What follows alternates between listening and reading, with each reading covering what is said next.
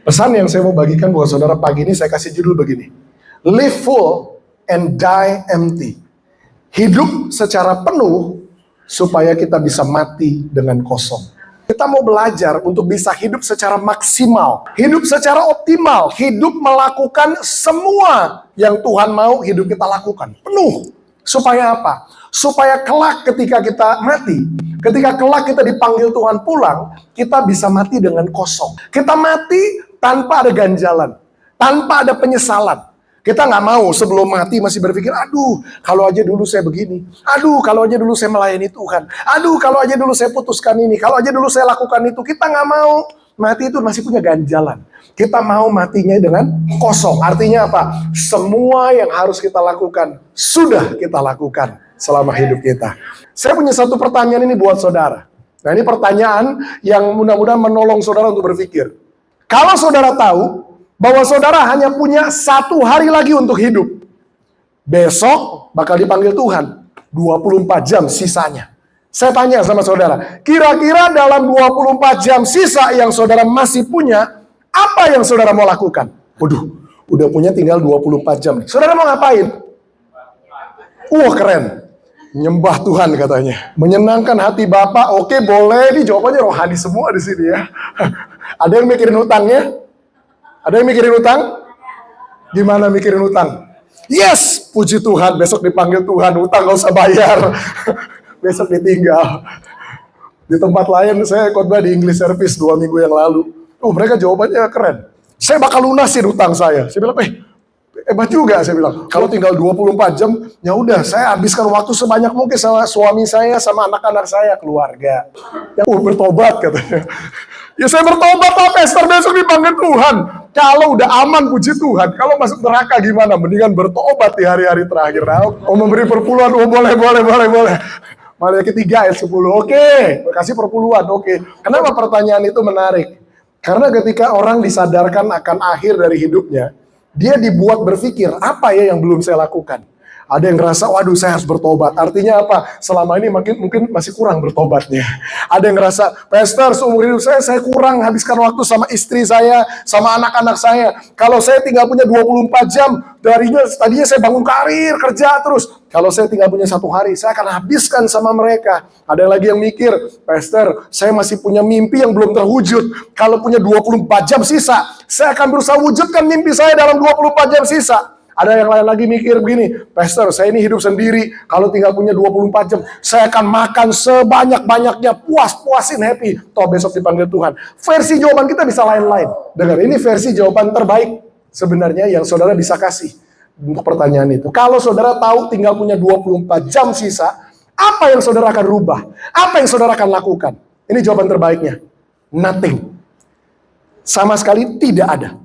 Kenapa? Karena semua yang harus saya lakukan, sudah saya lakukan.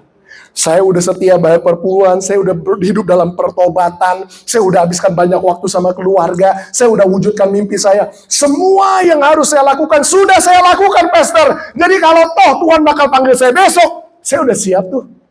Fakta bahwa kita masih punya jawaban-jawaban tadi, membuktikan bahwa ada hal-hal dalam hidup kita masing-masing yang belum kita lakukan hari ini. Jadi ini kesempatan yang baik. Yuk kita mau belajar hidup secara penuh. Supaya apa? Supaya kelak Tuhan panggil kita kapanpun, kita udah siap dipanggil Tuhan. Nggak masih ada ganjalan-ganjalan tadi. Wah saya belum kasih perpuluhan. Wah saya belum bertobat. Wah saya belum habiskan waktu sama keluarga. Ada banyak hal lain yang kita belum lakukan. Kita mau belajar hidup penuh supaya kita bisa mati dengan kosong. Kita belajar dari Tuhan Yesus.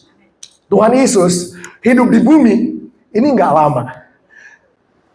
Alkitab mencatat Yesus mati di usia 33,5 tahun.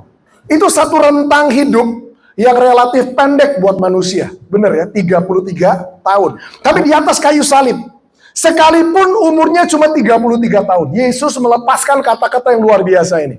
Di atas kayu salib salah satu kata yang diucapkan. Dia katakan, sudah selesai. Apanya yang sudah selesai? Dengar gini, semua yang harus dia lakukan selama dia di bumi, sudah dia lakukan. Sehingga dia mati di kayu salib, dia katakan ada mahkota yang sudah menanti dia. Sudah selesai. Yesus hidup secara penuh, sehingga dia bisa mati dengan kosong. Dia bilang sudah selesai. Di atas kayu salib dia nggak masih mikir, aduh harusnya pergi ke situ, aduh harusnya melayani ini, nggak ada. Semua yang harus dia lakukan sudah dia lakukan, sudah selesai. Saya mau pinjam kutipan satu orang hamba Tuhan terkenal, namanya almarhum Miles Monroe. Orang ini sudah meninggal. Beberapa tahun yang lalu di satu konferensi yang besar, dia tanyakan satu pertanyaan menarik ini sama orang-orang yang datang. Saya mau tanya, dia bilang, menurut kalian, di manakah satu tempat di bumi ini? Tempat berkumpulnya paling banyak mimpi, cita-cita, visi, talenta, karunia, keterampilan, bakat. Tempat itu ada di mana? Udah pada tahu jawabannya. Tapi waktu di konferensi itu, orang kasih versi jawaban lain-lain. Ada yang bilang, di sekolah. Dia bilang, nggak pas. Di universitas. Belum tepat. Ada yang rohani. Di gereja. Harusnya begitu, tapi bukan juga. Di mana tempat itu tadi? Jawabannya dia bilang, tempat tersebut adalah di kuburan. Kenapa di kuburan? Dia kasih penjelasannya. Karena di kuburan. Itu terdapat berkumpulnya orang-orang yang begini, yang punya mimpi yang besar, tapi belum sempat mewujudkan mimpinya, dibawa sampai mati. Punya bakat yang luar biasa, tapi nggak pernah dikeluarkan, dibawa sampai mati. Punya talenta, keterampilan, cita-cita, harapan yang besar-besar, tapi nggak pernah diwujudkan dalam hidupnya, dibawanya sampai mati. Lewat pernyataan Miles Monroe itu, saya menyimpulkan, ternyata ada banyak orang yang hidup secara kosong, sehingga matinya masih penuh. Mimpinya dibawa mati, cita-citanya dibawa mati, visinya dibawa mati, talentanya dibawa mati. Kita nggak mau hidup seperti itu. Di Alkitab ada satu tokoh, nama orang ini adalah Elisa. Saudara ingat cerita Elisa? Apa yang terjadi dengan Elisa? Elisa waktu dia mati, dia dikubur. Beberapa tahun kemudian, ketika ada satu orang ini butuh kuburan, mereka gali kubur, dan kebetulan itu kuburnya Elisa. Waktu mayat ini dilempar ke dalam kubur, dilempar. Alkitab mencatat begini, mayat orang ini menyentuh tulang-tulang Elisa. Apa yang terjadi? Mayat itu hidup lagi. Orang bilang, wah ini mujizat. Wah berarti dahsyat banget pengurapan di Elisa. Tapi justru lewat cerita itu saya temukan satu kebenaran yang menarik. Apa itu? Ada satu pengurapan yang begitu kuat yang Tuhan tempatkan atas hidup seseorang. Tapi ironisnya begini, sebelum dia mati, dia nggak pernah lepaskan itu sama orang lain.